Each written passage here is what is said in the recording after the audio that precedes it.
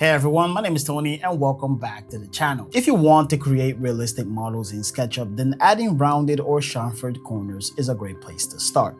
So in this video, I'll show you how Bevel can make this quick and easy, and I'll walk you through all the key features with examples and tips you can start using today. Let's dive in.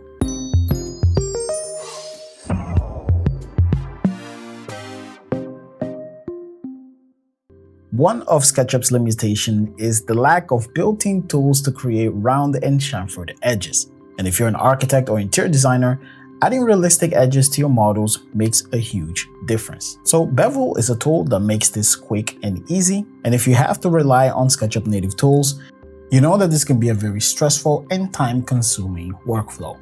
Bevel makes this process quick and easy, allowing you to create realistic models fast and simple without disrupting your workflow. Let's start with a basic bevel and add a round edge to a simple shape. Let's say we go over to this art piece. I have my bevel extension open and I will come to one of these shapes. So I'm going to select one of my edges. Let's activate bevel, and with the first click you can see a nice preview of the bevel on our edge. And right here you can also enter a radius and a number of segments. So for now, we're just going to make this extremely small and click to confirm. And just like that, you've added a round corner to that object. Once again, we can repeat this on a different shape. Make your selection, activate bevel, and now simply double click to repeat the last command. Notice how quickly the edge is softened. Nothing was done manually, just a few clicks and we were done. Now, while round corners is a very typical application for 3D objects, not everything needs to be rounded. For example, we can also do a chamfered corner. I'm going to my wall object, I'm going to select one edge, and I'm going to activate bevel. And when I click, you can see that we have that same round profile because of the number of segments in our arc. And if you look down here, you can see a couple of useful tips, including that you can use the up and down keys to change the number of segments. And as you can see, we have 24. But if I hit the down key, I can take this down to one segment. So now I can just follow the same workflow, click to apply, and we end up with something like this. So this is the same wall with a large round profile, and this is the same wall with a chamfered edge. So that's another great thing about Bevel is the segment control and how smooth you can make the bevels appear.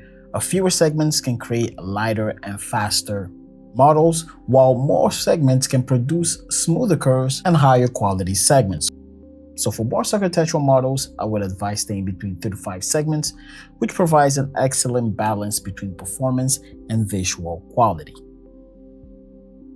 And one key feature of this extension is Live Bevel, which allows you to add a non-destructive bevel modifier to a group or component, as you can see here. Once activated, you can change the segments and the edge offset. Let's skip this to 4, and we'll keep the edge offset to 0.5 inches. So this is going to be something really small. And from here, we can start to model. So this can start to take the generic shape of our side table. And when I push-pull these edges in, you can see that the bevel maintains with the basic shape. Now we also have a couple of visual options. Right now, we can see both the proxy and the bevel, but you can also pick between seeing just the proxy. So you can work more on the generic shape and seeing the bevel so you can see the finished product. So if I switch to the proxy, I can make further fine-tune editing. Now at this point, you want to model within the rules. You don't want to overcomplicate the generic shape. And make sure your model is clean of any unwanted edge, especially inside of the object. And then always bring it back. So when we switch to bevel, you can see that those details are applied and everything is looking pretty good. Another thing is that this object remains an editable beveled object. So think of this as putting a pause on Live Bevel. You can almost come out of the group and then go back in for further editing. And lastly, you also have the options to remove the bevel or permanently commit to the changes. So here we can commit to the changes. We'll apply a quick material, and you can see how much better this looks with the bevel details. And we can take this back to our original model. So let's review the rest of the functions. Here we have our center table. So first, let's open our settings. Here we're able to edit our preferences. One of the most important settings you want to make sure you get right is the rounding option. As you can see, I have it set to arc, but you have the option to also select Bezier. Now arc creates a true consistent radius, giving you more accurate and predictable results than Bezier, so I recommend keeping arc by default.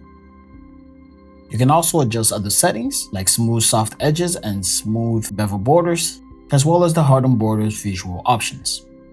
So if I select my object, I can select hardened borders, which will unsoften my edges, and now you can see both the bevel borders and the transitions. This is it with just the bevel borders, and this is the same with just the transition. And if I wanted to get rid, and if I wanted to hide those edges again, I can just activate auto soften and smooth edges, and as you can see, those edges are now hidden. So this is the entire model with SketchUp realistic materials. And as you can see, Bevel adds that extra layer of realism to your entire project when you add realistic material and potentially render your entire scene.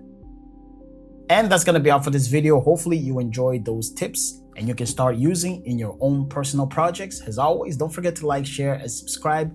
Leave a comment down below. It helps us with future content, and I'll catch you guys in the next video.